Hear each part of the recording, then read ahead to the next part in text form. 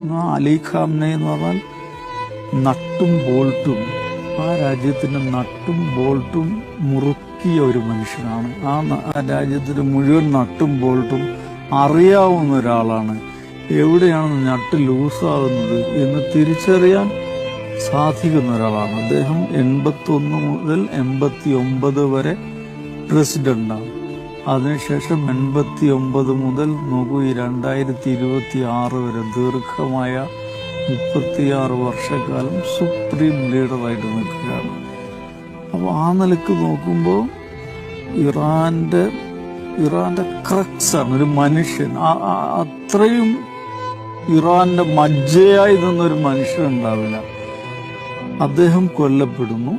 അദ്ദേഹത്തിന്റെ കൂടെ ഒരുപാട് സഹപ്രവർത്തകർ, സീനിയർ ആയിട്ടുള്ള പട്ടാള മേധാവികൾ, അദ്ദേഹത്തിന്റെ പൊളിറ്റിക്കൽ അഡ്വൈസേഴ്സ്, മിലിറ്ററി അഡ്വൈസേഴ്സ്, ഇതിന്റെ ചീഫ് IRGCയുടെ ചീഫ് കമാൻഡർ, ഇവരെല്ലാവരും കൊല്ലപ്പെടുകയാണ്.